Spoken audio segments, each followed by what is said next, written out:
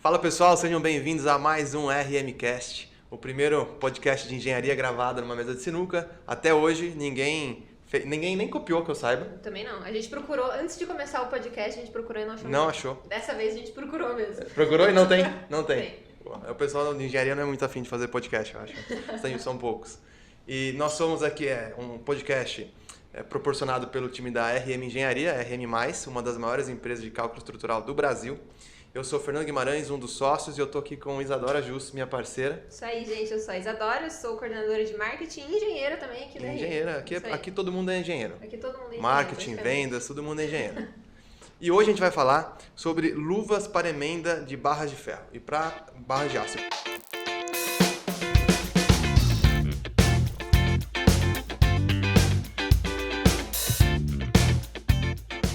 Para falar sobre esse assunto, nós trouxemos aqui...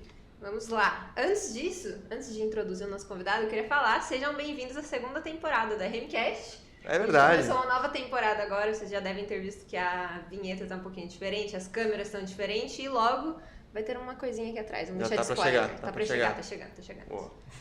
A gente continua com o nosso patrocinador, a Ferragutti, a vinícola Ferragutti, aqui de Vinhedo também. Então, você pode procurar aí na descrição, clica no link deles que você vai conhecer tudo que eles têm aqui. Dá pra fazer tour, tem vinho, enfim, muita coisa. Clica aí e conhece um pouquinho mais sobre eles. E o nosso convidado de hoje, como o Fernando já falou, a gente vai falar sobre emendas de barra de aço. E a gente tem aqui o Vitor Chiari, ou Chiari? Chiari mesmo, né? Chiari. Minha Boa, filha ainda fala Chiari, mas é o Chiari. Mas é Como Chiari. bom italiano, você solta o Chiari. Boa. Vitor Chiari, engenheiro civil pela Universidade de São Francisco, em 2004, em Itatiba. Mestre em Engenharia de Estruturas pela Unicamp em 2008. MBA em Gestão Empresarial em 2007 e Gestão Estratégica de Negócios em 2015, ambos pela FGV. É casado, 2 filhos e morador da cidade de Louveira, aqui do ladinho. Quero só ver quem conhece Louveira mesmo. Ó, o nosso videomaker é de Louveira. A gente tem uma galera de Louveira que eu acho. Eu acho que tem. Deve ter. Tem Pra mais nós gente, aqui do interior do estado, todo mundo acho que conhece, que já foi eleito algumas vezes a melhor cidade para morar do Brasil. Se é verdade ou não sei. Já vi o ranking. A região aqui tem os melhores IDHs do Brasil, é verdade, né? porque de Vinhedo também, né? Vinhedo, Valinhos, todas ótimas cidades para se morar. Sim. E uma coisa importante também que não tá aqui é que o Vitor foi nosso cliente também. É verdade. Tem essa história aí. Tem. Vamos contar essa história. Um dos nossos primeiros clientes, né? Acho que foi. Lá nos primórdios da RM mesmo. Não era RM+, inclusive. Não era RM+, era só RM Engenharia. A equipe era o quê? Eu, Raul, talvez o Fi, a Dulce já estava. Mas era uma equipe bem menor já. Certo? O Fi era estagiário. Com O Fi é o nosso gerente hoje, a Dulce, que era a nossa engenheira na época, hoje é a nossa ela diretora. Ela acabado de mudar pra cá, se eu não me engano. Não, ela morava, eu acho que ela Mudar morava... pra cá? Mudar pra RM. Morava em Campinas, mudou pra cá. E pra RM, né? E hoje é a nossa diretora, então estão aí. Mas junto com eles, hoje nós temos um time muito maior, né? Exatamente. Mas fizemos a casa do Vitor, eu falo que acabei de falar que ele deu sorte, porque nessa época a gente conseguia fazer um preço bom na casa, né? Hoje a gente subiu um pouquinho, você pegou uma época boa. Boa. Construiu, tudo... Tá de tudo pé certo, a casa. tá de pé? A casa tá de pé ainda. Tô morando lá, não tem nada. Não tem nada, Não. Tá aprovada. Beleza, vamos lá, gente. Para começar, a gente vai falar sobre a empresa do Vitor, a C4V, né? E então, para você contar um pouco como é que foi o início da C4V, quais foram as motivações, visão, objetivo, por que você criou a empresa, né? Bom, vamos lá. Pessoal, obrigado primeiro pelo convite. Prazerzaço estar aqui, porque eu já conheço o Raul há muito mais tempo do que eu conheço você, inclusive, Fernando. Sim. Né? Inclusive, esposa do Raul, enfim. Eu sou de Valinhos, né, naturalmente. Né, nasci lá, morei em Vinhedo muitos anos, então para mim eu tô literalmente no quintal de casa. Né? Então para mim é super legal estar aqui, eu tô a 15 minutos da minha casa, bem tranquilo, super prazer mesmo. Inclusive parabéns de novo pelo escritório. Prazer é nosso, Vitor. Mas vamos lá. E o bom de Vinhedo é isso aí, né? Você sai de cidade a 15 minutos só. Não, pois é. É o que eu costumo falar, né? Louveira, eu sempre brinco isso. Não, e aos louveirenses que não fiquem bravos, mas tem aquela plaquinha, né? Quando você vai o bem-vindo, do outro lado, volto sempre. Mas é uma delícia. A região aqui é muito boa. É muito boa. Já tive alguns convites para ir embora para São Paulo, para tudo, e aquele negócio fala, eu prefiro ir todo dia para lá, se precisar, do que literalmente morar, porque é igual o interior aqui, não tem. A gente conversou Esse é um sobre assunto isso bom, ontem, né? Ontem mesmo eu falei pra isso. O meu caso é um pouco o contrário, né? Eu moro em São Paulo e eu não consigo sair de São Paulo. Mas essa questão depende também de onde você mora em São Paulo, né? Eu, por exemplo, moro a 15 minutos também do meu trabalho, da escritório da RM em São Paulo. Só que diferentemente de você que sai daqui e vai para sua casa em 15 minutos, os meus 15 minutos é do meu bairro pro bairro vizinho. É um bairro só que eu saio ali. Só que dá 15 minutos também. Então esses são os pontos ruins de São Paulo. Mas eu ainda moro perto, né? Então para quem mora longe é difícil mesmo. E eu sou apaixonado por São Paulo, para falar a verdade. Eu adoro, por exemplo, eu não tenho problema com aquele negócio, né? O trânsito, ele é caótico, não tenho o que falar. Mas eu adoro ir para São Paulo, você tem tudo para fazer lá. E outra, né? Nos negócios a gente não tem como tudo lá, fugir, né, de São Paulo. Não tem como fugir. É impossível você falar assim, vou ficar no interior, nunca vou sair daqui. Esquece. O interior tem coisas muito boas, mas São Paulo é São Paulo. Exatamente. Né? E eu tô muito acostumado tanto a ir para São Paulo quanto viajar o Brasil todo, né? Então... Para mim, aeroporto, essas coisas, de verdade, eu nem ligo mais indo para São Paulo. Né? Vai por Viracopos ali, pertinho, né? Ou Viracopos, ou nessa semana passada, Congonhas. É complicado, mas é tranquilo. Realmente eu não tenho problema mais com isso. Já está acostumado. Já faço isso há mais de 15 anos. Parece um velho falando isso, mas... 15 anos atuando mais à frente do comercial mesmo, assim? Pois é. Então, vou contar um pouquinho da história, como é que foi. Tá. Dentre alguns escritórios pequenos, que eu trabalhei aqui em Vinhedo mesmo, inclusive, em 2003, eu na época estava estudando na São Francisco, estava no 4º ano, se eu não me engano. Eu fui trabalhar numa empresa que provavelmente vocês conhecem, todo mundo que acho que está aí, que é do nosso meio conhece, que é a Macaferri. E na Macaferri eu fiquei 11 anos. E aí tive oportunidades incríveis. Eu falo que a Macaferri é a escola da minha vida, assim, sem pensar. Eu falo que eu entrei um menino, né, com 21 anos e saí de lá um pai já. Né? Então realmente lá para mim foi um diferencial. Tive a oportunidade de trabalhar... de morar fora, morar na França, morar na Itália, ficar um tempo fora trabalhando na Macaferri de lá. Né? Então foram experiências incríveis, assim. E eu saí de lá em 2013.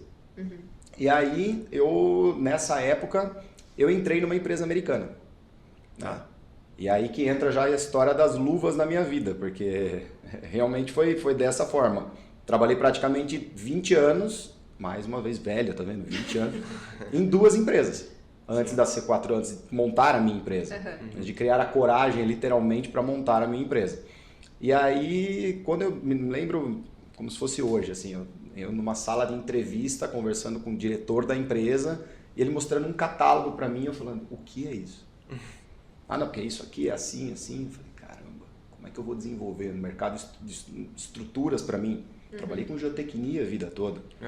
Né? E nessa empresa que se chamava Érico, que depois passou por várias fusões, até sair do Brasil em 2019. Em 2019. E aí eu fiquei naquela. E agora? Volto para o mercado, tive algumas propostas, né? Volto para o mercado ou vou realmente realizar meu sonho? De empreender. Eu falei, agora é a hora. Eu falei, se eu não fizer isso agora, eu acho que eu não faço mais. É porque vai ficando mais difícil, né? Eu acho, você tomar essa decisão. Você já era pai já? Ou não? Era, né? Já era pai da minha filha, já estava com 6 anos. E o meu menino tinha 1 ano e meio. Então. No risco, né? E essa que é a parte mais complicada. Eu falo assim, nunca vou falar mal de ser funcionário, nada disso, porque realmente moldou o meu caráter, inclusive. Sim. Eu acho que faz parte da vida, eu acho que é muito bom. E aí, nesse aspecto, foi assim, poxa, sair de uma empresa que você pô, seguro, né? Você tem os seus benefícios, enfim, tem uma série de coisas boas, para você começar do zero, né? Com 37 anos na época, né? Aí eu falei, aí foi um acordo em casa.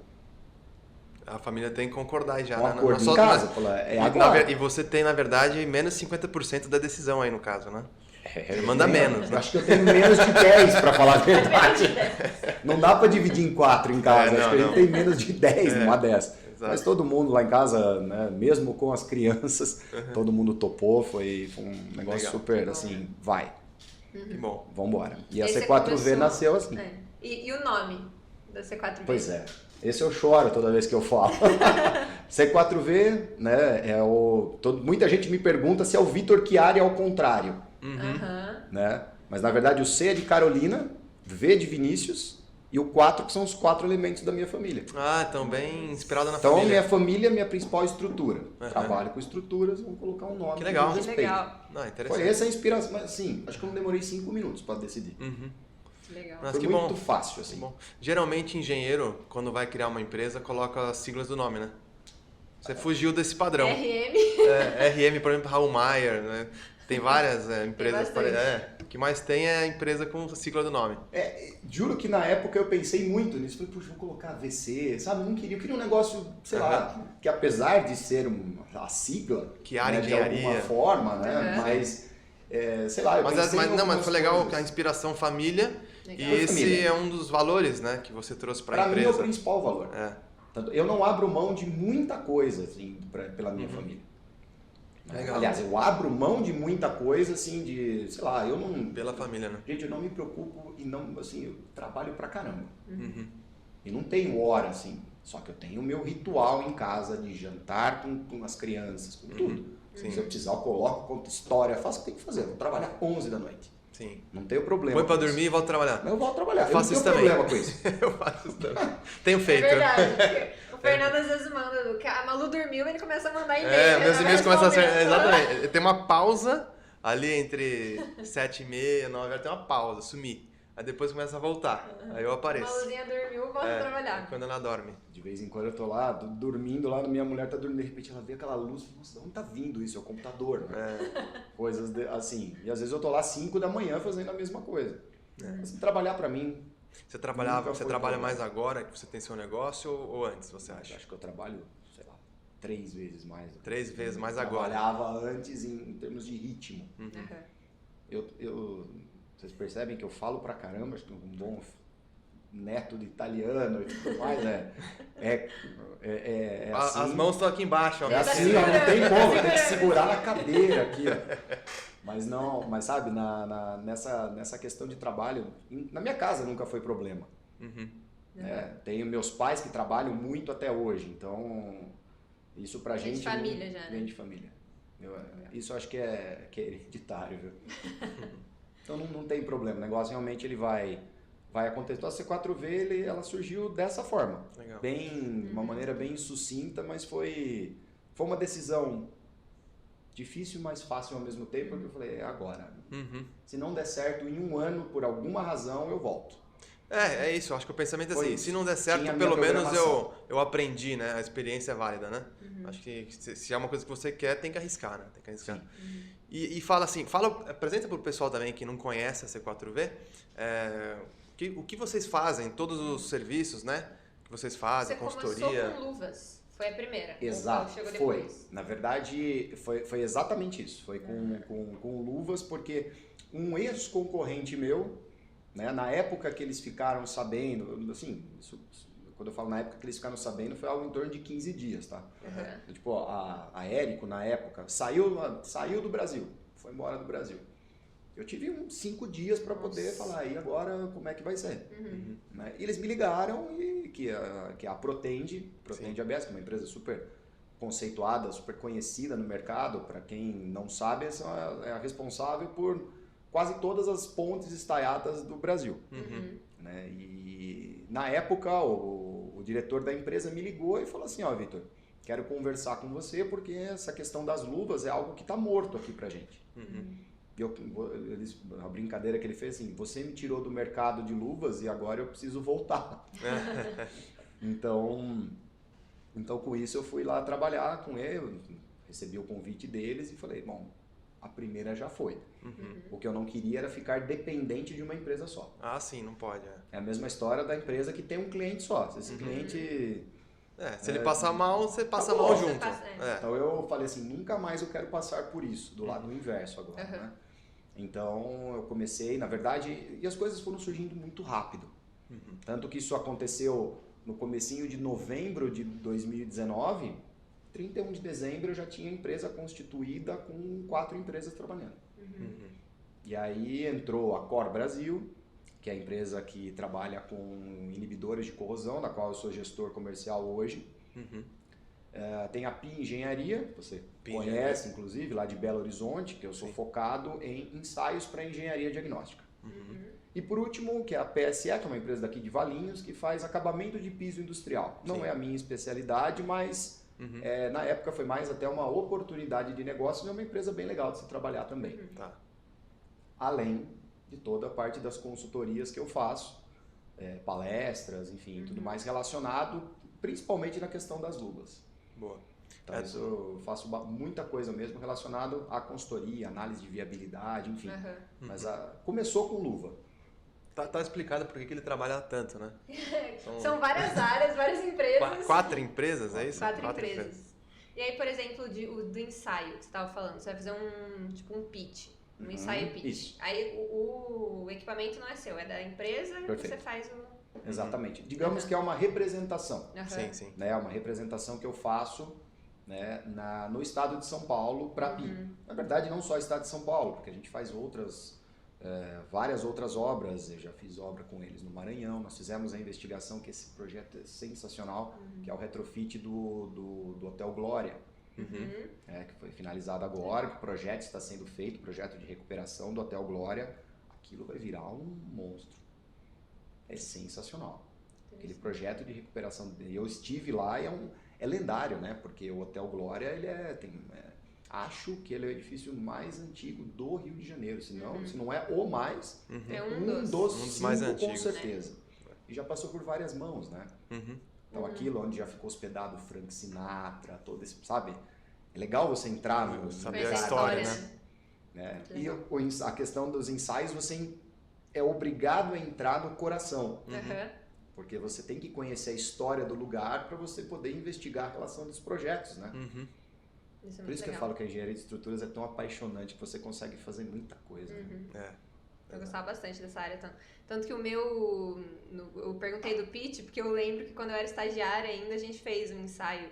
Era uma obra que a gente ia executar e todas as estacas já estavam lá. E eram, assim, de 10 anos atrás, assim. E a gente começou e foi começar a fundação, então tinha que fazer o ensaio. Sim. E eu achei muito legal também. Logo que eu terminei a faculdade, eu comecei a fazer MBA na parte de patologia. Perfeito. Porque é muito legal, eu gosto bastante. Eu gosto muito dessa área. Gosto mesmo. Legal mesmo. E envolve literalmente as luvas em todo esse tipo de projeto também. Exato. Então uma coisa está linkada à outra. E aproveitando, já que a gente está falando delas, então, exemplos. Tem até uns exemplos tem dela. alguns né? trouxe Quais são as trazer algumas principais? coisas. Esse aqui já era que o presente que Já eu tinha tava dado aí, pra já. vocês, Já era roubei lá da recepção. Esse virou nossa decoração de mesa, né? Pois é. Ainda bem que não é só um peso de papel. Não. Né? Então, como eu comentei, né, eu comecei nessa empresa Aérico e contar rapidamente disso para poder chegar em tudo, né? Porque a questão das luvas na Aérico, eu sempre tive um costume e um aprendizado na Macaferri que era assim, se está especificado no projeto, entre aspas, obrigatório que aquela construtora ou quem quer que seja vai colocar aquela solução na obra. Sim. Tudo começa na base, vocês sabem muito bem disso. Após que vocês recebem aqui visitas de N fornecedores, Exato. tem alguns que vêm simplesmente para vender e tem alguns que fazem um trabalho que eu faço até hoje, que é um trabalho de consultoria técnica. Que não é simplesmente vir aqui e falar, isso aqui é luva, custa X, tá? Pode colocar aí no teu projeto que tá tudo certo. Mas sem apresentar benefícios. Exatamente. Eu acho que a gente recebe, claro, projeto, a gente acaba dando um forte direcionamento para a construtora, porque eles vão seguir o que a gente projetar, né? Perfeito. Então vem realmente os fornecedores, mas eu acho que tudo que é relacionado à engenharia, é como você falou, não é só vender, custa tanto, mas tem que também passar toda a questão técnica por trás, os benefícios, por que adotar essa solução, né? Então é uma venda técnica complexa, né? Tem que realmente trabalhar como uma consultor, ensinar, compartilhar. Uma venda técnica. E é um produto muito específico, tanto é que eu nem chamo de produto, eu chamo de solução. Sim. Tudo que eu trabalho, se você pegar o nome da C4V, não tem nada de produto, são soluções para engenharia. Sim. E ou você vai resolver problema, que é o que a gente Que é o mais que o engenheiro faz. A gente é formado em resolução de problemas. Do tempo resolvendo Resolve o problema dos outros. Sim. Não tem jeito. E esse daqui, na verdade, acaba sendo uma solução para resolução de problemas que vocês encontram, principalmente na fase de projeto. Então tudo começou dessa forma. Então eu me lembro que a primeira pergunta eu fiz, pergunta em entrevista. Tá. Como que é feita a venda que vocês fazem? A gente sai visitando o pessoal. Falei, pera um pouco, tá errado isso. Minha concepção, acho que a gente tem que fazer assim, assim, assado. O cara olhou e falou assim, você pode começar quando? Porque já começou essa questão da relação, só que eu nunca tinha ouvido falar. E conversei com muitos engenheiros falando, não sei o que é. Falei, e agora? Né, como é que vai ser? Sim. Então, a Érico, a empresa que eu trabalhava, só vendia essa daqui. Ó. Onde que eu mostro pra cá? Essa aqui. Vamos lá. Que essa daqui é uma luva de rosca cônica. Então a Érico só trabalhava. Tá bonitinha até hoje, né? Né? Que essa aqui é a luva de rosca cônica. Que era a única que essa empresa vendia no mercado. Então o desafio era ainda maior, para falar a verdade. Sim. Porque isso daqui você depende de uma máquina. É uma máquina muito específica, não é um torno qualquer. Isso aqui tem que ser enviado para obra, então tem um custo adicional, enfim, uma série de... que aí a gente já sai falando, né? Então eu só trabalhava com essa. Então tudo começou assim. Então tá. Aonde nós já fizemos ensaios no Brasil? Só em laboratórios credenciados. Ok. Temos alguma dissertação de mestrado, alguma tese, alguma pesquisa feita com luva? Não. Falei assim, esse é o primeiro passo. Porque muitas das coisas elas começam na academia, começam na universidade. Se você já tem um atestado, né, na universidade, é assim, eu tenho, sei lá, não precisa ser só as de renome, tá? Mas se você tiver isso já com uma pesquisa, tiver um aluno, tiver alguém que já esteja pesquisando, estudando isso, já é algo. Sim. E na época, isso eu estou falando comecei em 2014, eu voltei para a Unicamp. Eu já tinha praticamente todas as disciplinas cursadas, eu fazia como aluno especial, então faltava uma. E o professor virou para mim e falou assim, Vitor, por que não faz você? Eu falei, poxa, minha filha na época super novinha, eu falei assim, não quero voltar, sei lá. Eu falei, tô mais focado, eu falei, cara, só tem mais uma para fazer. Aí eu conversei com os americanos, eles na hora toparam e assim, bancaram absolutamente toda a pesquisa. Na época foi na faixa de uns 50, 60 mil reais, sabe? Sim. Era um dinheiro bem, aliás, ainda hoje é um dinheiro muito considerável para uma pesquisa, na época era muito mais. E eu voltei e eu fui fazer. Na época eu comprava um carro zero. Pode, você comprava um carro zero. E eu me lembro que assim, não foi simplesmente, tô mandando as luvas para você, não, era materiais que vinham do Japão, viagem para os Estados Unidos para aprender como era feito lá. Então foi um negócio muito legal de fazer. Trabalhoso, mas legal. Porque ao mesmo tempo que eu estava fazendo isso, o acordo com eles foi assim, beleza, pode estudar. Só que a gente não esquece que a gente tem meta para cumprir. Então eu tinha todas as atribuições, né? Então o negócio funcionava meio que em paralelo. Então eu comecei a estudar dessa forma e tal. No fim eu acabei em 2018 o mestrado, defendi e até hoje é o único material escrito em português. O nosso engenheiro contou, né? Tava fazendo pesquisa e achou o seu material lá no Google. Se pesquisar, você vai achar o seu. Acho que se não achar... Olha, pode achar uma coisa ou outra, mas acho que a maioria era seu. A pesquisa que eu tava falando antes, a pesquisa que a gente foi fazer sobre o tema, achava só o seu também. Só tem o Vitor. Entrava no YouTube e aparecia lá, só ele falando também. Então vamos chamar esse cara aí mesmo.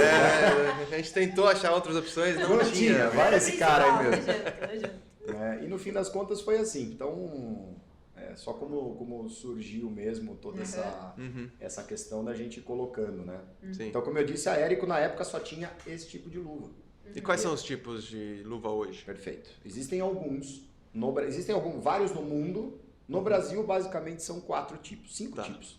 Tá? Esse daqui que eu acho que é o que eu mais gosto até hoje, tem um carinho muito grande, porque ele resolve muitos problemas. Então, essa daqui é a luva de rosca cônica. Então, vocês podem ver que tem que abrir essa rosca aqui na ponta da barra. Como eu disse, é um torno, é uma máquina comum, mas ela é especial para esse tipo de rosca. Então ela é para isso. Então você abre essa rosca e faz esse encaixe. Tá? Diretamente na luva. E ela pode ser utilizada em vários tipos de obra. Hoje ela tem sido muito usada principalmente em estruturas pré-moldadas. Tá. E na estrutura pré-moldada, como que funciona? Ela fica essa parte aqui, dentro da estrutura pré-moldada, ou seja, a face da estrutura está aqui, daqui para dentro, fica só essa boquinha. Uhum. E o negativo é na união das peças pré-moldadas, ela vem depois e faz esse encaixe. Tá. Muitas empresas ainda utilizam um sistema mais convencional, que é o sistema por bainhas. Então você coloca as bainhas, enfim, faz a questão da aderência e tudo mais. Mas aonde começou a ser mais utilizada? Quando, na realidade? Em 2017. Porque existe hoje uma norma dos projetos e das estruturas pré-moldadas, que é a NBR 9062. Sim. E lá, e eu tive o prazer de participar da redação dessa norma na época,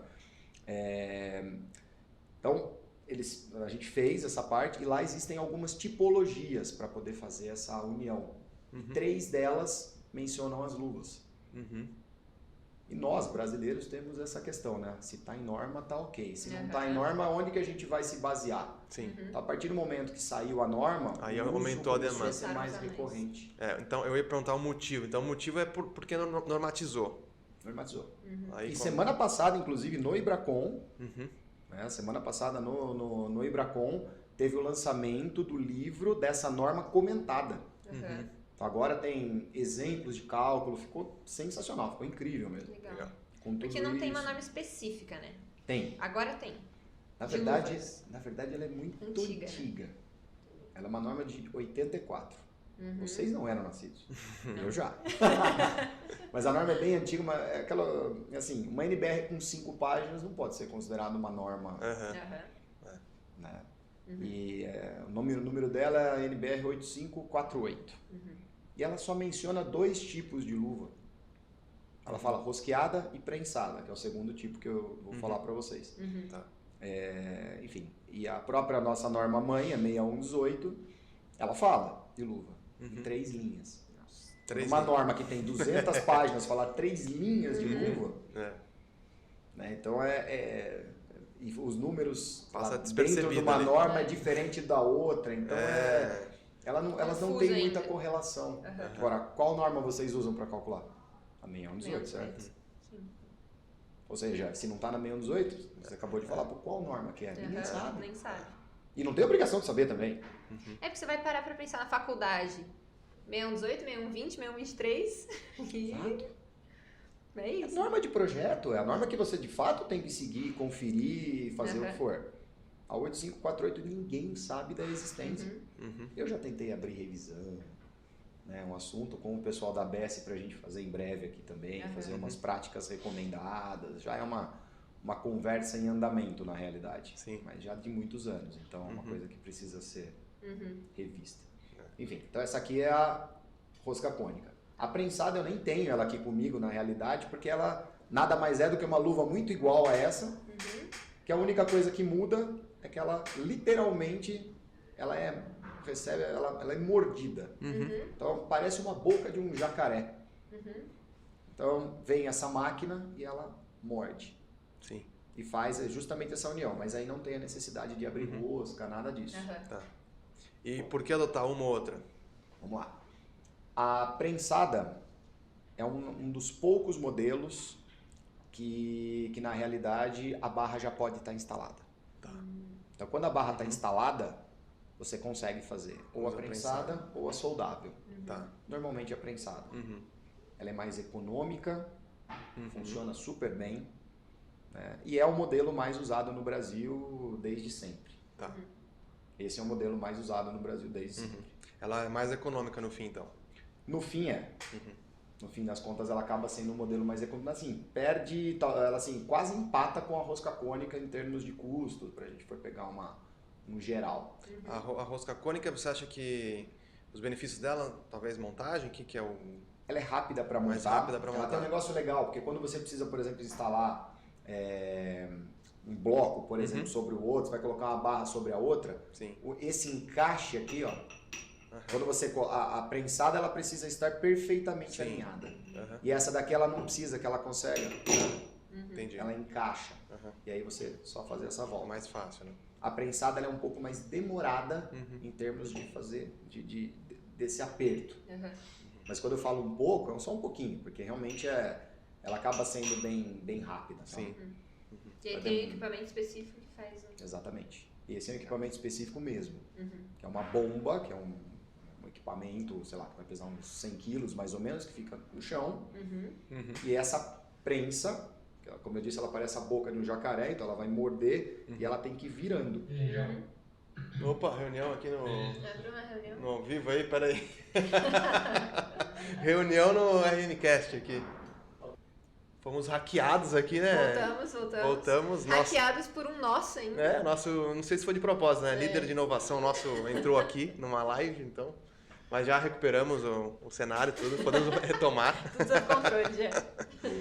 Onde a gente tá, Vitor? Você que tava falando? Falando das luvas prensadas, Isso, eu acho. Você estava explicando como que funciona. Isso, e aí é como se fosse literalmente uma boca de um jacaré. Então ela morde e tá pronto. Sim. Simples assim.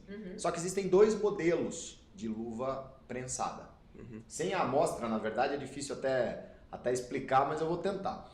Vamos lá. Então, da mesma forma, como eu comentei que é uma luva muito parecida com essa que a gente faz isso, existe a luva prensada com rosca e pino. Aí, pelo menos o pino eu tenho aqui, que é esse daqui. Então vocês percebem que é uma rosca paralela, diferente dessa cônica aqui. E ela tem o que a gente chama aqui de um recartilho no meio. Qual que é a diferença? Ela gira de um lado e esse daqui gira do outro lado.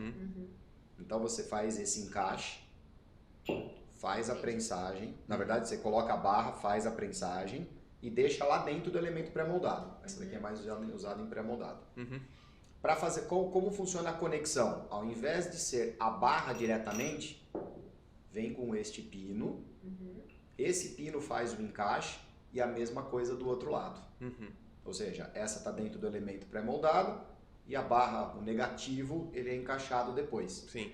Agora, por que essa luva ela acaba sendo menos utilizada hoje em dia? Aí a gente entra na questão de custo. Porque a mesma função que a rosca cônica faz é exatamente essa função que eu comentei agora. Então ela acaba sendo, porque você vai ter 2 luvas mais o pino. Então você tem 3 elementos e aqui você tem um só. Muito mais simples, né? Ela é mais simples. Legal. Tá. Qual mais temos? E aí tem essa outra, que essa é uma luva que eu conheci, vamos falar assim, de aplicação justamente há uns 3 anos atrás, que é uma luva soldável. Que ela é bem interessante na realidade também. Que ela não tem rosca. Você coloca a barra de um lado e uma barra do outro lado. E basicamente, esses 2 rasgos que a gente vê aqui na lateral, você preenche com solda. Sim. E essa solda pode ser uma solda comum, com um eletrodo, que a gente está acostumado a ver, ou uma solda que se chama MIG, que é um tipo de solda que tem um acabamento mais interessante. Ele é um acabamento melhor, na minha opinião, do que do eletrodo. Então, mas se você pegar uma boa empresa que faça uma solda e tudo mais, mesmo com o eletrodo vai ter um... E de custo ela não sai mais em conta, essa daí? Não. Não? Não. Ela, em termos de, assim, comparado material, vamos fazer uma escala aqui.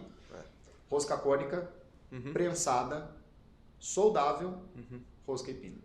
Tá, prensada com rosca e pino. Essa é a escala em relação a custos. Por isso que é importante a gente sempre fazer uma tabelinha de custo-benefício. Depende da situação. Então, por exemplo, pré-moldado. Pré-moldado eu já sei que a prensada não encaixa. Eu tenho que ter a prensada com rosca e pino e a cônica. Obras de recuperação. A barra já está instalada. Então eu não consigo fazer a rosca cônica. Só na prensada. Só na prensada ou na soldável. Então a gente já vai por eliminação. Depende da obra, né? Da situação, Depende da situação de obra. Esse é um dos meus trabalhos, na realidade. Porque a consultoria para identificar qual a melhor solução, né? Fazer uma análise de viabilidade, ver o que é mais, não só mais econômico, mas o que é mais rápido. Às vezes a luva, ela pode ser mais cara. Só que ela é mais rápida. Do que fazer o traspasse. Exato. Exatamente. Eu tenho hoje, por exemplo, um trabalho que eu estou desenvolvendo é dentro de um parque eólico. Dentro desse parque eólico é um reforço de base de fundação. São mais de 15 mil luvas. Então uma quantidade bem grande para uma quantidade também bem grande de fundações. Qual solução está sendo adotada lá? A soldável. Poxa, uma soldável não é mais cara? Mas perante as outras... Ela é mais rápida. Ela é mais rápida. E você tem um volume muito grande, precisa fazer num prazo curto, então vale a pena o investimento para você terminar a obra antes. Você não precisa ter um equipamento específico a não ser a máquina de solda. Sim, sim. Que é bem mais comum, né? Exato. Uma coisa importante que eu esqueci de falar, na luva prensada. Se você tem um espaçamento muito curto entre as barras, ou seja, menor do que 8 centímetros, 10, 8 centímetros, você não consegue fazer o encaixe da máquina. Sim. Ou seja, ela também deixa de ser uma opção. Então, são esses pormenores que a gente acaba tendo que analisar, tendo que realmente verificar. Parece um negócio, quando eu paro para olhar, eu falo, não, mas isso aqui é simples. É que não é simples porque eu vejo todo dia. Sim, para quem domina é simples. Mas pouca gente no Brasil tem essa expertise, né? Você acaba tendo que fazer uma boa avaliação. Desde aí que eu falo que a fase do projeto é importante. Porque essa análise, ela tem que ser feita ainda no projeto. Sim. E hoje, então, as estruturas que você mais utiliza são as pré-moldadas, ou não? Não, hoje em dia, até nos bastidores, né, nós estávamos conversando sobre essa questão, né, de como que está o mercado de luva hoje. Como é que está o mercado? Porque ele está numa crescente. Até em 2017, 2018, como você falou, não tinha quase. Era um mercado que minguava. Era um mercado muito pequeno. A gente sofreu muito nessa época. Era quando chegava um pedido nas mãos, era aquela para abrir um Blue Label, sabe?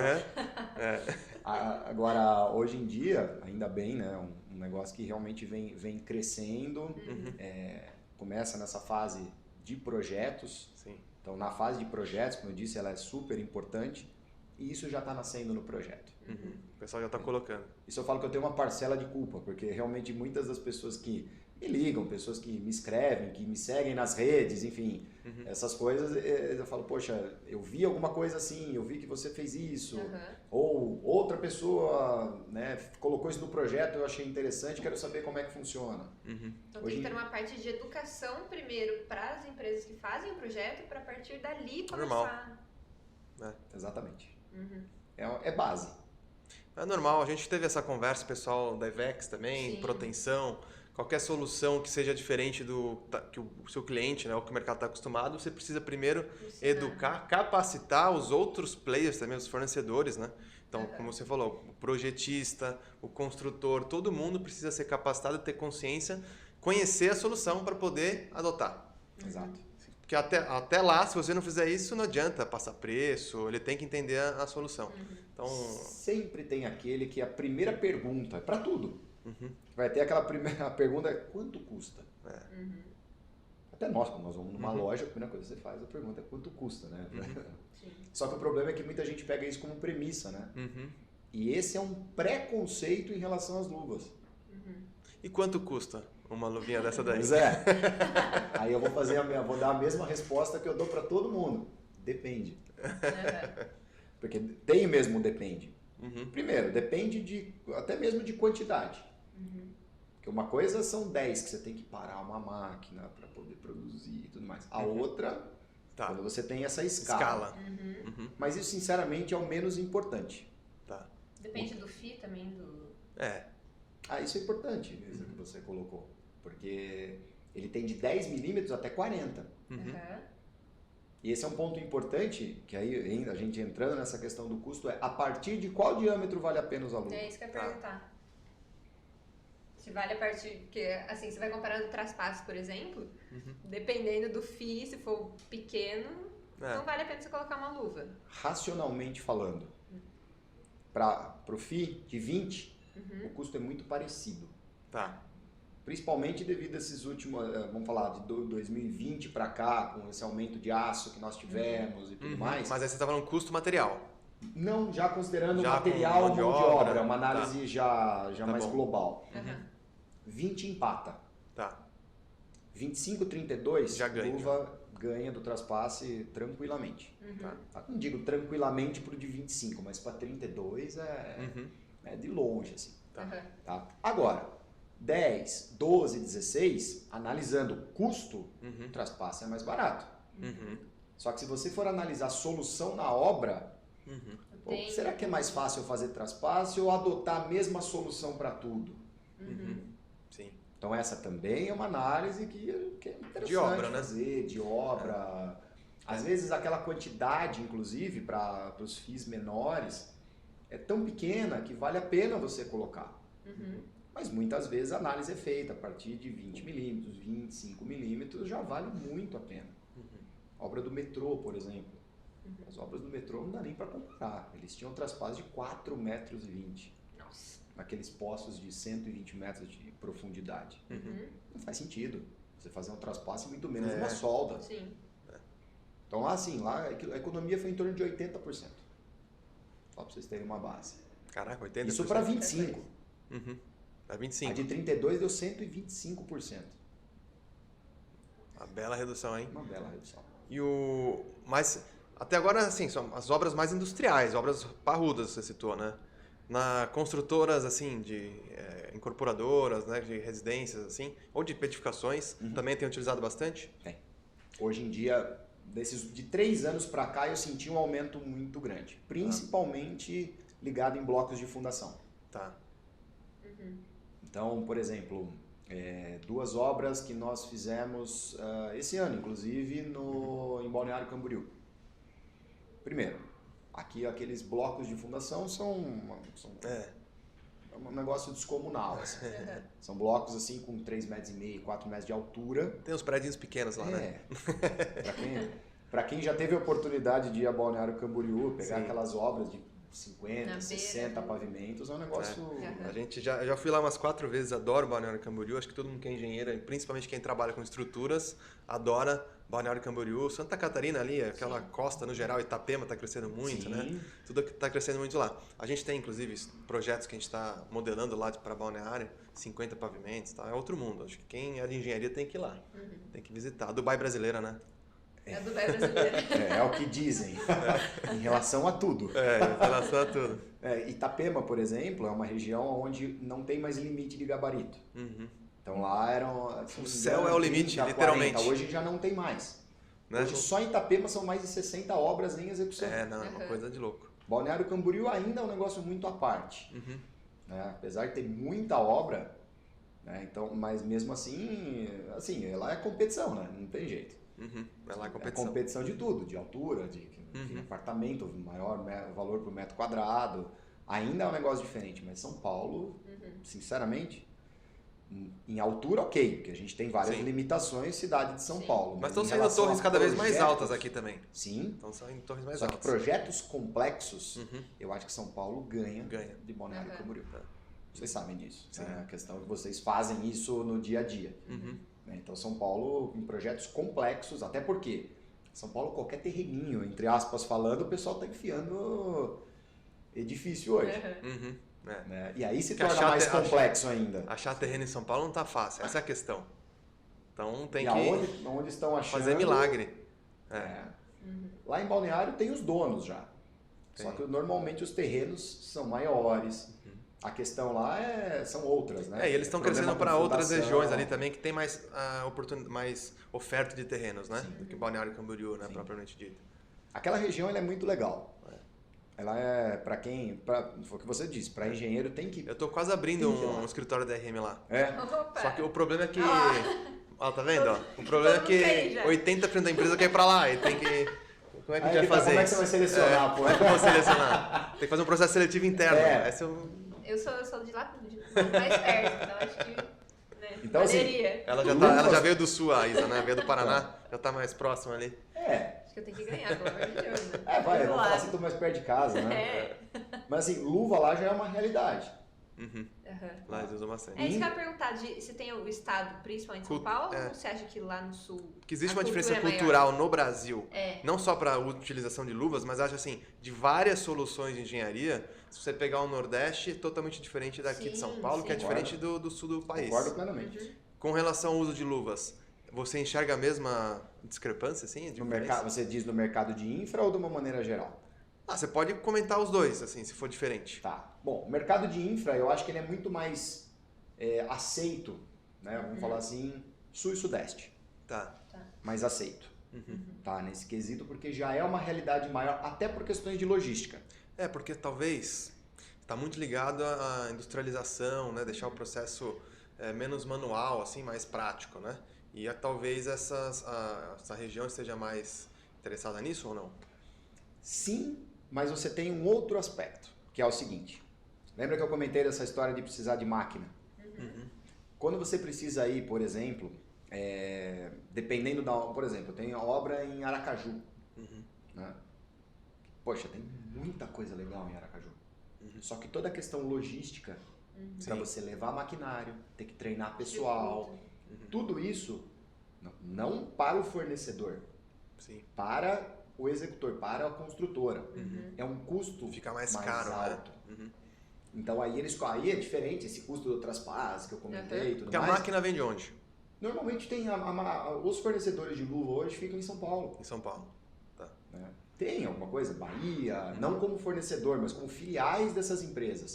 Mas só a que tem uma máquina de fabricação... luva, tudo em São Paulo. São Paulo. Tudo em São Paulo. Então você acaba, por questões logísticas, às vezes impedindo esse tipo de coisa. Por exemplo, eu vou começar daqui uns 15 dias, mais ou menos, a primeira obra utilizando luvas em João Pessoa, que é um edifício de 40 pavimentos. A primeira de João Pessoa. Primeira obra de João pavimentos? Pessoa, 40 pavimentos. 40 pavimentos. Vai ser o maior edifício de João Pessoa. Que é um bloco de fundação que assim nem compara em relação a tamanhos com um balneário Camboriú, por exemplo, mas da mesma forma tem 4 metros de altura. E quem que te procurou nesse caso? Foi a própria construtora de lá ou não? Esse foi mais um que veio do projeto. De projeto. O projetista... Veio de projeto e foi uma indicação dos meus amigos da ArcelorMittal. Ah, legal. Que aí já é uma parceria antiga, já vem desde 2015, essa questão de já conversando com o pessoal, não só da Arcelor, mas com os outros fornecedores, o Gerdau, enfim, CSN, já conversou muito sobre isso. Eu tenho muitos contatos, né, com esse pessoal da Arcelor, principalmente de todas as regiões. Então veio, poxa, surgiu luva aqui no meu projeto. Não faço ideia o que é isso. Coincidentemente, eu fui para lá há 1 mês e meio atrás. E eu fui visitar esse pessoal e falei, nossa, ainda bem. Apareceu algum santo aqui que sabe o que é isso. Achamos uma pessoa. Sabe o que foi mais só engraçado? Tem ele no Brasil, pelo jeito? Sabe o que foi mais engraçado nessa reunião? Eu cheguei, aí veio o mestre da obra. Esse cara olhou e falou assim, pô, escutei tua voz e eu tinha certeza que era você. Aí eu falei, nossa, mas da onde esse cara me conhece? Ele falou, eu sigo você no Instagram e eu vejo você colocando... Você é o único cara que fala isso aqui de luva no Instagram. Eu falei, nossa senhora. Falei, bom, serviu de alguma coisa, tá vendo? né? O Instagram tá dando retorno. É engraçado, às vezes a gente não tem nem tanto... Quantos seguidores você tem lá? Hoje, 2 e 3. Então, você vê, a gente, um conteúdo técnico, ele tende a ter menos seguidores, né, do que outros temas mais abrangentes.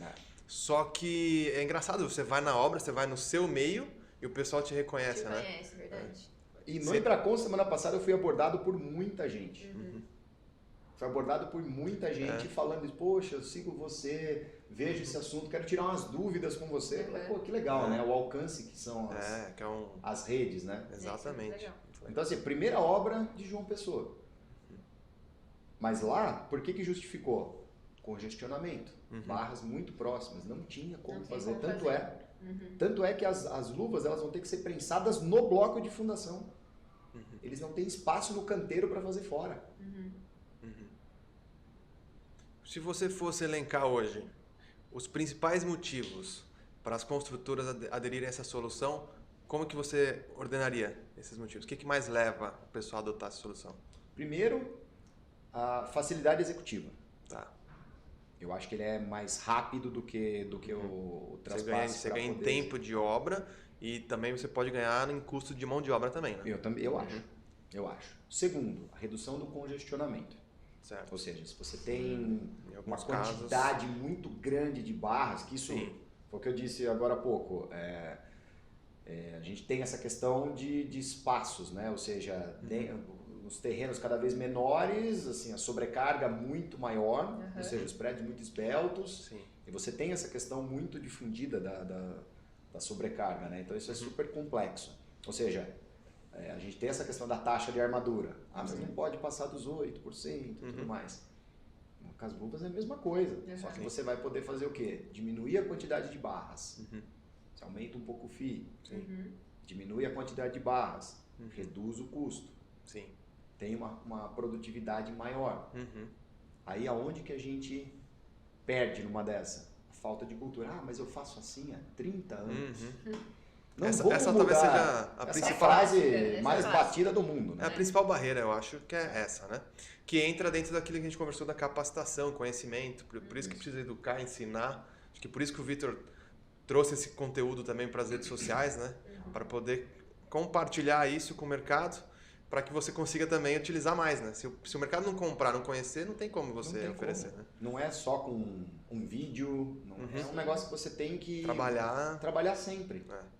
Mas a parte boa disso, se por um lado também é muito difícil, porque não tem a cultura, as construtoras nunca utilizaram, não conhecem, por outro lado, a oferta também de profissionais ou empresas que atuem com essa solução também é pequena, então meio que compensa, né? É um mercado muito a ser explorado, né? Sim, Tá só no início. eu concordo plenamente. E é um mercado que ainda está só no início. Acho que tem muito mercado para ser explorado ainda. Não me entendam mal, tá? Mas a falta de cultura numa dessa, que eu digo falta de cultura, é a falta de conhecimento mesmo. Sabe qual foi a primeira obra que usou luva no Brasil? Qual? Usina Nuclear de Angra 1. Ah, é? 1972 foi quando ela foi inaugurada. Nossa. Ou seja, nós estamos falando há mais de 50 anos. Sim, sim. Era muito diferente do que é hoje, não tinha nada de mecânico como Sim. é hoje. Era uma luva soldável, que era muito parecida com isso, tinha um furo aqui em cima. Você montava uma parafernália de 1 de 50 centímetros em cima dela, pegava o isqueiro e botava fogo. Colocava fogo, ela descia e preenchia essa luva. Eu já vi isso aí sendo executado numa obra no Chile.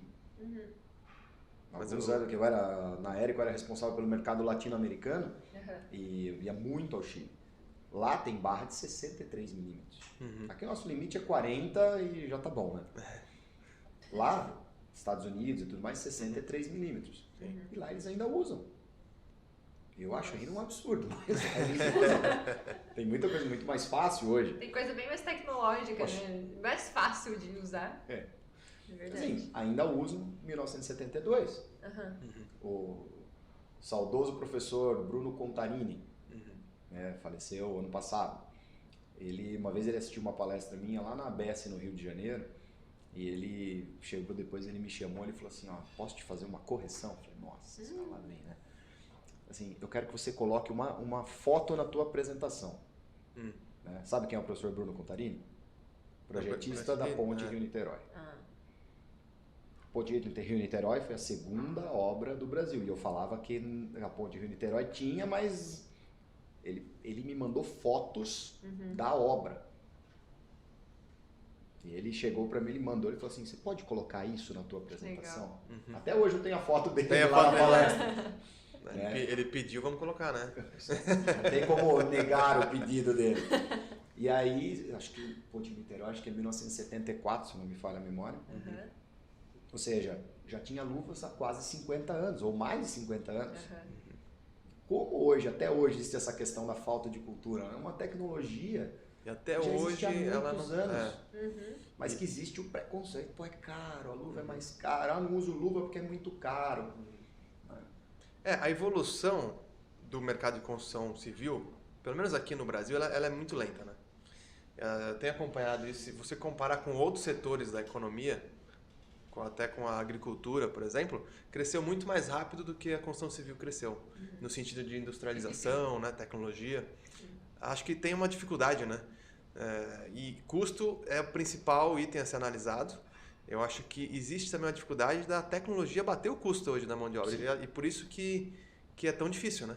Você quebrar essa barreira cultural, né? Mas aos poucos eu acho que a gente está conseguindo avançar, né? Eu acho que a gente já avançou bastante nessa última década.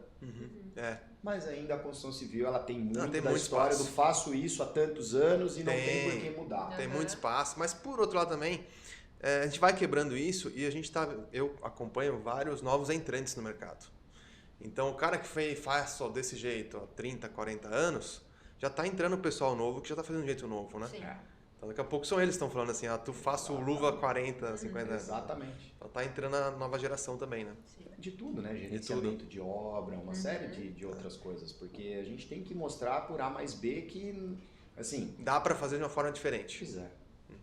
O custo é importante? Lógico. Não Sim, adianta nada lógico, que apresentar uma solução aqui que custa 10 vezes mais. Exato. Não faz sentido. A gente sempre tem que achar. Não é só isso, né, que importa. Não é só isso que importa. A gente tem algumas dificuldades, aí, fugindo um pouco do mercado de infra, quando você depende de tabelas, por exemplo, do DENIT, sabe? Coisas desse sentido. Que aí é completamente diferente do mercado de infra.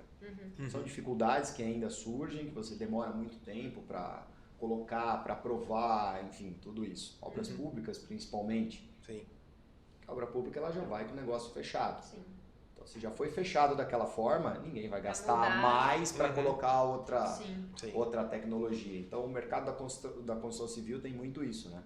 Sim. Quando é um negócio, nesse caso, muito fechado. Daquela forma, o projeto foi... Aquele contrato foi assinado assim, esquece. Vamos fazer um aditivo não, para não. voltar. Não. Se acontece, é raro. Até porque esse processo é muito moroso, né? Demora demais. Por isso que eu prefiro trabalhar muito no mercado de infra, que é um mercado que aceita, principalmente vocês têm um conhecimento maior do que o meu, inclusive, nisso, com clientes que aceitam ideias. Isso. A gente são abertos a ideias. A gente como projetista, acho que faz parte também, é isso, a gente não chega e faz um projeto padrão, modela uma estrutura e chega numa solução única ali, padrão. Muitas vezes a gente estuda diferentes soluções para o cliente. Então a gente dá ideias, a gente dá sugestões e junto com o cliente a gente define qual a melhor solução possível para aquele produto, aquele empreendimento, que às vezes tem um foco. Precisa ser mais rápido, precisa ser ganho de produtividade, ou ele precisa ser mais econômico, custo menor possível, ou não, ele pode ser um pouco mais caro, mas ele precisa ter uma liberdade de layout melhor, porque é um produto mais premium. Então, não existe uma solução padrão, né? A gente precisa atuar junto com o cliente como consultor. Exatamente. Dando as sugestões, né? Por isso que as construtoras, eles têm os responsáveis por tecnologia, pelo menos não digo nem as grandes, né? Porque hoje em dia acho que a maioria delas já estão adotando isso lá dentro, né? Para poder ter justamente essa discussão de novas tecnologias, com o projetista, para vocês terem esse diálogo com eles, que é extremamente importante. Tecnologia está aí para ser usada. Exato. Quem vive sem celular hoje? Quem vive sem, sei lá, qualquer coisa hoje em dia, né? Que não é ligado à tecnologia, esquece. Por que na engenharia precisa ser diferente, né? Pois é. Em todas essas áreas tem tecnologia e inovação o tempo todo, porque a gente tem que ficar... Não, e eu falo um negócio que é o seguinte, sempre existe uma forma melhor de fazer as coisas do jeito, se comparado com como você faz hoje. Sempre. Por mais que a gente está buscando a melhoria contínua aqui, investindo bastante em tecnologia, sempre existe uma forma de melhorar. Sim. E eu falo o seguinte, se a gente mudar esse mindset, a gente parar de buscar essa evolução, alguém vai fazer por nós. Alguém no mundo vai fazer por nós. Então, acho que sempre existe uma forma melhor de fazer. E o pior pensamento para mim é, faço assim há tantos anos, não precisa mudar. Faço assim há tantos anos, deu certo, mas não necessariamente vai dar certo ou vai ser a melhor opção para os próximos anos. Sim. Sim, isso é algo... eu juro que eu fico impressionado, que eu escuto isso há mais de 20 anos. Ah, isso tem para Ou escutar. seja, já passou, então só cuidado para... só faltam 10, então já foi 20, então 30 anos, quem sabe que 10 muda. Não, e daqui 10, daí já vou ter 50, sabe qual é o problema? por favor. Daqui 10, 20, talvez seja você falando isso aí. Tem que me policiar para não pagar pela língua, né? Exato, É algo que a gente tem que realmente cuidar e... O BIM tá aí para... O BIM também é bem parecido, é bem parecido. Né? O BIM tá aí para isso, responde exatamente isso. E quem era contra o BIM, eu falo lá atrás, quantos anos tem o BIM? Ah, já faz muito tempo também que você fala de BIM. Só que hoje em dia você pode pegar, assim, até pouco tempo, eu escutava vocês falando de BIM. Só a RM+, falando de BIM. Hoje tem muito mais gente falando, mas é um momento que eu posso comparar com o de luvas, porque ainda talvez a gente esteja um pouco mais avançado, acho que já tem muita gente utilizando o BIM, se comparado com poucos anos atrás, mas ainda falta muita gente. A gente não chegou uma parcela mínima do mercado que utiliza o conceito BIM, sabe? E a gente vive isso na pele, a gente tem que capacitar o mercado, os parceiros, os clientes, o time de dentro. Muito difícil você achar hoje, depois de tantos anos com a tecnologia BIM, difícil você encontrar calculistas, né, engenheiros de estruturas que tenham esse conhecimento. Muito difícil. Você acha excelentes engenheiros que não sabem BIM, ou excelentes profissionais de BIM que não sabem cálculo estrutural. Então é um esforço nosso aqui de capacitação. Sim. Não só interno, como externo também. Mas é uma barreira que a gente vai quebrando com o tempo, não tem jeito. Mas o fato da gente estar à frente, investindo nisso, nos coloca numa vantagem competitiva. Não é barato você investir em novas tecnologias, estudar. Só que, por outro lado, a oferta é pequena. Então, quando a chave vira, quando alguém decide utilizar aquela tecnologia, só tem você. Esse é o que nos dirige aqui nos investimentos de tecnologia. Né? Esse pensamento. E eu faço exatamente a mesma coisa com a questão das luvas. No desenvolvimento de novos modelos. Sim. Porque a gente não pode ficar não pode preso parar no que aí, foi né? desenvolvido. A rosca cônica foi desenvolvida há mais de 40 anos. Tá ok, tá aqui, ó. Mas já vieram outras, né? Já vieram outras. O que mais que a gente precisa fazer? Você já pensou você tem alguma criada por sua, patenteada? Alguma Não, coisa assim? não tem. Já pensou em fazer alguma coisa assim? Já tem algo em projeto, digamos. Tem um spoiler aí, mas então. Ainda, mas nada ainda... Tem muita coisa de dimensionamento e tudo mais, porque aí não é só engenharia civil. Sim. Aí a gente entra muito em mecânica. Principalmente. Porque é um desenvolvimento muito diferenciado. Tem gente que fala assim, mas isso aqui é só você colocar numa máquina, num torno e é fácil. Não é. Né? Tem toda a questão, por exemplo, de toda uma análise numérica que você tem que fazer. Aonde funciona a maior concentração de tensões. É muito estudo, né? Que tem que ser e esse é um ponto importante, inclusive, para mencionar, porque tem gente que faz exatamente essa pergunta em relação aonde que a luva deve romper. Aliás, aonde deve ocorrer a ruptura de uma barra emendada por luvas. Né? E são diferentes nos modelos. Tá. Citando um exemplo. A rosca, aliás, nenhuma, que fique bem claro. As luvas, elas jamais podem romper. Elas nunca podem romper. Se rompeu na luva, algum problema tem. É feito um ensaio nelas? Sim. Cada uma delas? Sim. Ensaios simples, resistência à tração. O que é um ensaio de resistência à tração para quem nunca viu ou nunca foi num laboratório? Tá? Funciona da seguinte forma. Você coloca a barra dessa forma, uma garra aqui, outra garra aqui. Puxa para cima, para baixo e ela vai romper em algum lugar. Tá? Aonde que rompe no caso de uma luva de rosca cônica? Ela não rompe na luva e nem na barra. Ela rompe nos filetes da rosca. Nossa. Então o que acontece? A rosca, ela na verdade, ela vai afinar e ela vai romper. Então esse é o ponto frágil. Entendi. E uma coisa que eu esqueci de colocar que é importante. Tem gente que pensa, mas aqui você está perdendo resistência porque você está desbastando e tirando um pedaço da barra. Isso não acontece. Explico por que não acontece. Primeiro, o que você está tirando aqui, está aqui dentro. Então ela está aqui dentro. Então você, digamos, está conectando aqui um macho fêmea. Então a parte resistente, ela é aqui dentro, não é aqui. Então você está desbastando, mas o que você está tirando daqui, ela já está dentro da luva. Tá? Então é dessa forma que rompe uma luva de rosca cônica. Luva prensada e luva soldável é na barra. Então literalmente a barra rompe. Se romper na luva, tem algum problema. Por que não rompe na luva? Porque o aço da luva, ele é mais resistente do que o nosso aço, CA50. Se romper na luva, é algum problema da fabricação da luva. Exatamente. Ou fabricação da luva, ou o aço que está sendo utilizado nessa luva, ele não é o ideal. O diâmetro dela pode não ser o ideal. Sim. Tem uma série de coisas que são analisadas. Por isso que eu falo, dá para desenvolver? Dá. Não é tão simples. Você depende não é só engenharia civil, aí a gente engloba outras engenharias. Toda uma análise numérica. Recentemente até fiz uma postagem sobre isso, porque acho um ponto legal para ser comentado. Porque a questão da ruptura ela é importante. Digamos, esse é o teu controle de qualidade. Sim. Ele tem que atender números de norma. Não é um número aleatório, né? Agora, existem modelos de luvas que eu já escutei isso de fabricantes, inclusive. A pessoa, mas esse modelo aqui é fácil, isso aqui é tranquilo para ser fabricado.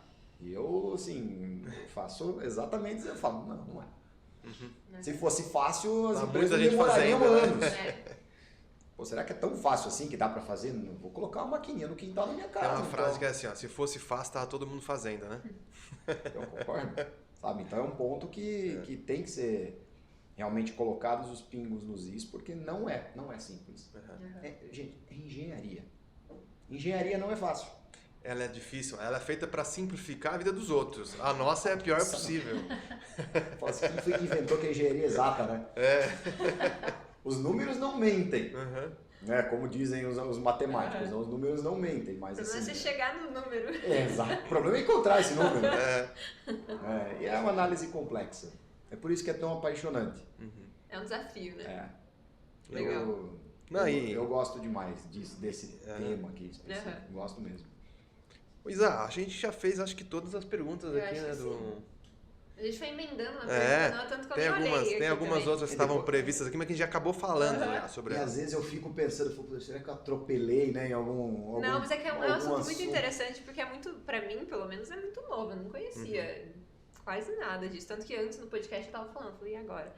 Chegar lá, vou ter que estudar, porque senão eu não vou saber falar nada. E você já convenceu o Raul já a colocar luvas em todos os projetos? Já tivemos alguns projetos de vocês, inclusive, já. Legal. Já tivemos alguns projetos de vocês com... Na verdade, o Raul ele já passa direto, fala com o Vitor.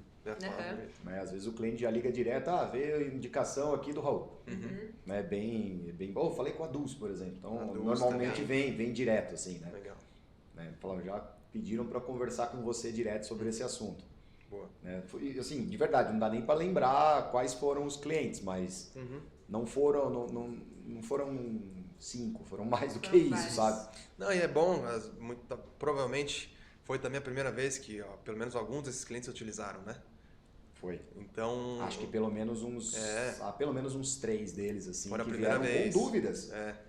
Então, acho que muitas vezes a porta de entrada. Esses 10 podem se tornar 100, né? Mas é dependendo, o que acontece. O pessoal começa a utilizar de novo, né? A solução. É aquela história da venda recorrente. Porque aí, na verdade, o jogo inverte. Deu tão certo que o próprio cliente vira para você e fala, olha, eu acho que esse projeto aqui, se precisar de luva, pode pôr, que agora a gente já tem expertise nisso. Já fizemos. Sim.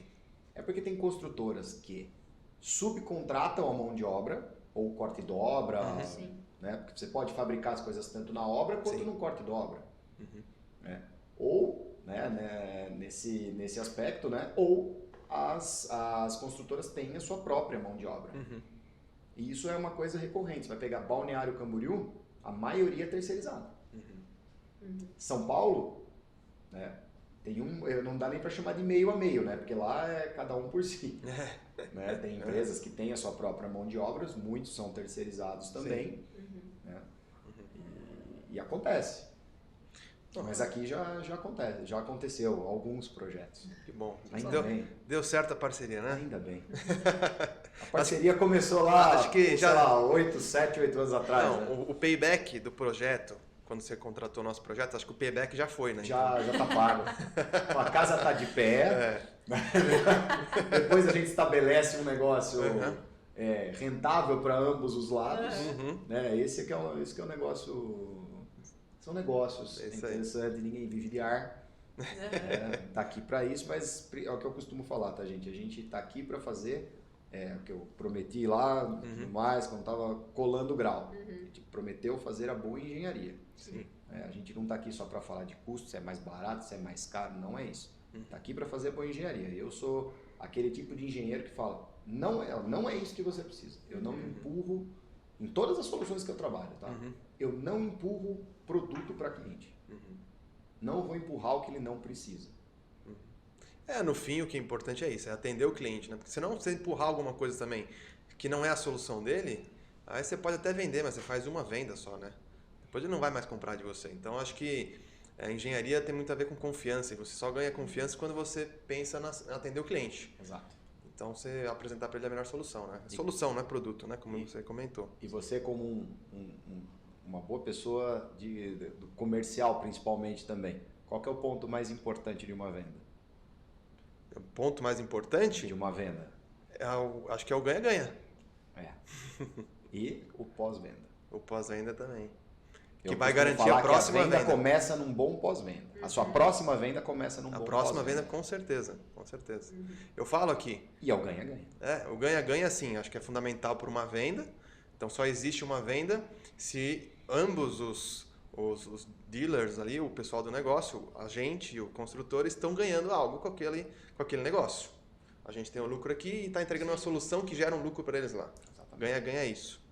Agora, eu falo muito, a primeira venda a gente pode até fazer aqui, o time comercial da RM e tal. Lógico que a gente tem, não é a gente vendeu, o comercial vendeu, a empresa vendeu. Porque a gente vendeu um projeto novo, baseado em todo o portfólio que a gente tem, engenharia que a gente tem, feedback do mercado. Então a engenharia também participou, inclusive da primeira venda. Mas da segunda venda é mais ainda. Porque aí o cliente já teve a experiência de ter um atendimento nosso, de ter uma solução nossa. Então isso acaba pesando muito mais do que qualquer outra coisa. Então o pós-venda, para uma venda, para uma relação saudável, duradoura, é fundamental. Não é só números. Exatamente isso que você falou. É um relacionamento que a gente estabelece com o nosso cliente através do fornecimento de soluções. Porque se a gente estiver só preocupado em vender aquela proposta que você está preparando, sem pensar que às vezes pode ser um cliente recorrente que aí já foi. Mas como foi a tua primeira venda, né? Lá atrás, quando você tinha 3 mesas no escritório. Tudo isso, você abre mão de um lado, do outro, só que se você for pensar que o teu cliente ele vai literalmente te esfolar, falar assim, tirar toda a tua margem, tudo que você tiver, porque tem muitos que são assim, né? Você pode até pensar naquela venda, mas você fala, não quero mais trabalhar com esse cliente. Aí você vai ter a possibilidade de escolher o cliente que você está trabalhando. Porque ele também tem que entender que isso é importante não só para o teu escritório, porque você tem famílias aqui que você também, né, que dependem de você, de todo mundo. Né? E ao mesmo tempo, poxa, tem que ser um negócio legal para os dois lados. Exato. Isso aí. Não é só venda. A gente vai ter que chamar o Vitor para fazer um podcast sobre vendas também. A gente já está emendando o próximo podcast. Tem um de vendas, um de ensaios, Ixi, tem muita coisa. Olha, tem muita coisa para falar.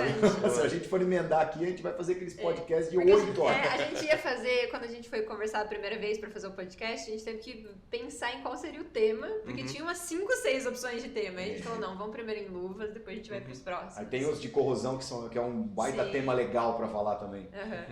Bom, ótimo, para mim quanto mais melhor, até porque a partir do 3º podcast você já começa a participar também dos custos aqui, né? Começa a pagar, chega um boleto para você pagar lá. Já chega. Começa a rachar, Bom, fala assim, todo quintal de casa tá tudo certo. Bom, Isa, vamos lá pro final? Questions? Vamos lá. Vamos. Antes de ir para Burning Questions, queria lembrar você que está assistindo esse vídeo nesse momento para você curtir o vídeo, curte esse episódio e se inscreve no canal também. Não se esqueça. Boa. A gente sempre faz no final de cada episódio Burning Questions. Então são as perguntinhas rápidas assim que eu vou falar, por exemplo, uma cor e você vai responder a primeira cor que você pensar. Beleza? Preparado? Vamos lá. Vamos lá. Um livro. Caramba. Podia começar mais fácil, né? É do exemplo da Não cor. precisa ser de engenharia. Não, a lógica do cisne negro. Ah, legal. Do Taleb? Taleb. Legal. Sensacional. Isso é bom. Um hobby. Futebol. Boa. Um filme.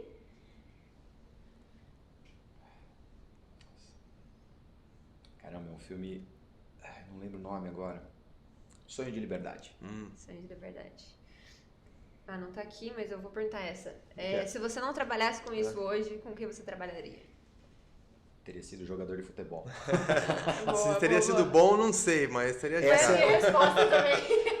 Eu tentei até os 16 anos, mas a engenharia já estava em mim desde os pequenininhos, quando eu via meu pai na pranchetinha. Ah, seu pai é engenheiro também? Não, meu pai era desenhista da maioria dos engenheiros daqui de Vinhedo. Ah, é? Ah, que legal. E eu morava no fundo da casa da minha avó. Legal. Então, meus pais tinham 2 empregos, cada um. Desenhista para estrutura? Meu pai Olha, eu sou suspeito para falar, mas eu nunca vi um projeto tão bem feito, no sentido assim de capricho, como meu pai desenhava com nanquim. Eu lembro, o meu pai é engenheiro também, eu lembro dele com aquela mesa gigante, a nanquim, ele fazendo aquilo, de verdade, tem projetos guardados do meu pai como relíquia, meu pai tem tudo tem que enquadrar até hoje. Tem. Então, muito legal. eu falo, eu aprendi a ser engenheiro Acho que desde muito pequeno. Eu via meu pai fazendo isso. Legal. Legal, muito bom. Bom, muito bom. Chegamos ao final aqui, né, Isa? Chegamos. Vitor, queria agradecer de novo a sua presença. Um prazer ter você aqui. Já há muito tempo já que a gente se conhece, né? Exato. Desde lá de 2014, um dos nossos primeiros clientes, até hoje ser um parceiro de negócios, né? E acho que pode deixar um recado final aí para o pessoal, né? Falando sobre sua empresa ou, enfim, o que você quiser falar aí pro Bom, público. eu que agradeço, gente, de verdade, é um prazer mesmo. Fazia tempo que eu via, eu falei, pô, a gente tava para marcar isso faz tempo, Pô, não vou me chamar. A gente estava procurando outra pessoa para vir com você falar sobre o tema, a gente não achou. Por isso, não teria mais uma aqui para pipocar. Tá, então, obrigado pelo convite, sempre à disposição. Quando vocês quiserem, volta, fala mais. Como eu disse, eu falo pra caramba, então assim, tem muito assunto para a gente poder discutir sobre vários temas. E é isso, né? Quem quiser me seguir lá nas redes também, principalmente no Instagram, no LinkedIn. No meu Instagram é Victor, né? Tem o C no meio, .C4V. É bem facinho.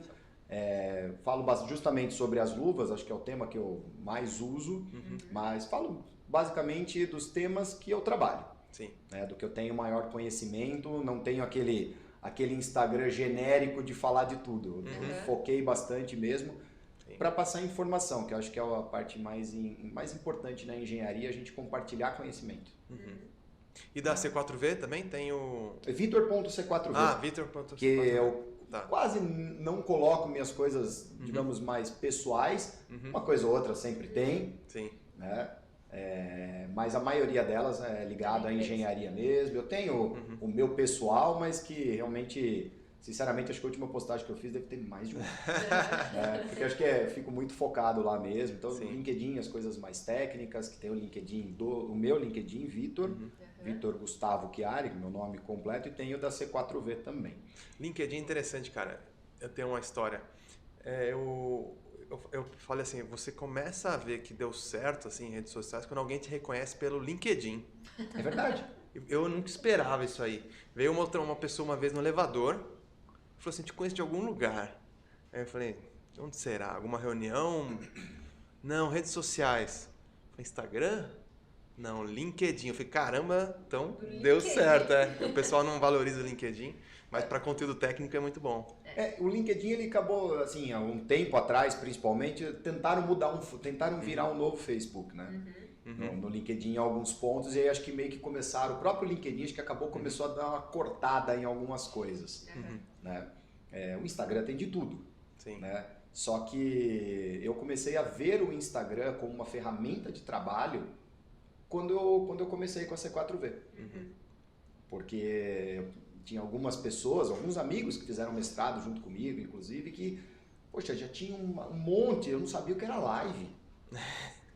Né? Lá atrás, me chamaram para fazer uma live, eu falei, o que é uma live? A gente começou na pandemia só, a gente fez uma, né? Nós fizemos duas lives, né? Duas lives. Né? Mas isso foi antes. Foi antes da pandemia? Foi com o Rangel. Eu fiz uma live com o Rangel e ele falou assim, Vitor, vamos, essa história é rápida, mas é engraçada. Eu falei, ele falou, cara, vamos fazer uma live para falar sobre luva. Na época ele tinha, sei lá, 55 mil seguidores, que para mim não era referência, eu nem sabia o que era, né, em relação a números. Para mim, Instagram era um negócio que eu postava fotos com a família. Sim. Né? Nunca eu tinha visto como um instrumento de trabalho, uma questão de retorno mesmo. E eu falei assim, cara, como é que funciona? Não, te chama assim, assado, faz da tua casa.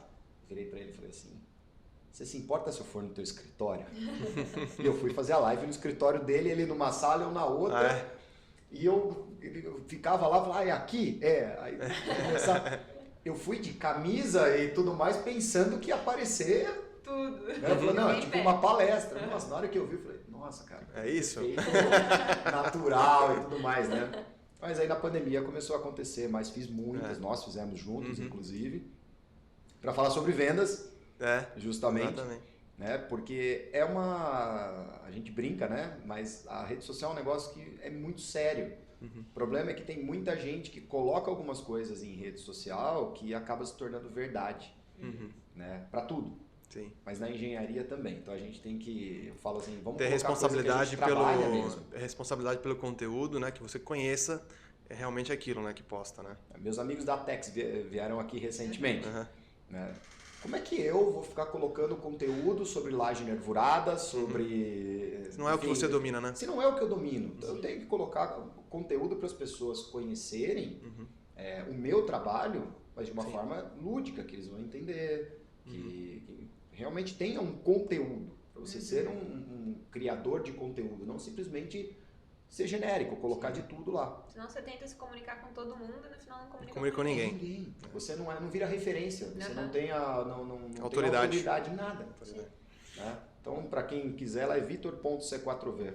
Diariamente tem alguma coisa relacionada à luva, inibidores de corrosão e ensaios para engenharia diagnóstica. Isso aí. Quem quer saber mais sobre luvas, tá aqui, só tem o Vitor. Então segue esse Instagram, que é com ele que você vai aprender. Isa, olha só. Tem uma reunião agora. Porque o pessoal acha que eu só faço podcast, não? Eu tô vendo aqui, se vocês olhassem isso aqui, vocês vão ficar assustados, tá tudo colorido. Tem uma reunião começando agora, 4 horas, então pra gente fechar. Fala as redes sociais da RM. Vamos lá. Para você seguir a gente no Instagram, @RM+Projetos, no nosso LinkedIn, RM+ Projeto Estrutural, RM+ Projeto Estrutural no YouTube, TikTok, se procurar a gente também tá lá, é só colocar RM+ que você acha. Vai achar. Em qualquer lugar. Vai achar. É isso. Conteúdo sobre engenharia, principalmente cálculo estrutural, que é o que a gente atua. E tem também o meu pessoal, Fala Mais GG, onde eu falo mais sobre vendas, que é o meu dia a dia, e também agora sobre um pouco da minha vida de pai, né? Então eu posto também o que eu vivo. E quem quiser acompanhar como vender engenharia, Fala Mais GG. Show. Gente, muito obrigado. Isa, de novo, obrigado por mais um podcast aí comigo. Vitor, de novo, obrigado pela presença. Valeu, gente. Sempre um prazer. Obrigado, pessoal. Prazer. Valeu. E até o próximo podcast. Essa Já temporada. vamos pensar no próximo. Vamos pensar no próximo podcast com o Vitor. Escrevam aí, Isso aí. o que mais a gente pode falar com o Vitor, né? Que de repente vendas, alguma outra coisa. Comentem aí. Pessoal, obrigado e até o próximo RMcast. Tchau, tchau, gente. Até o Valeu. próximo.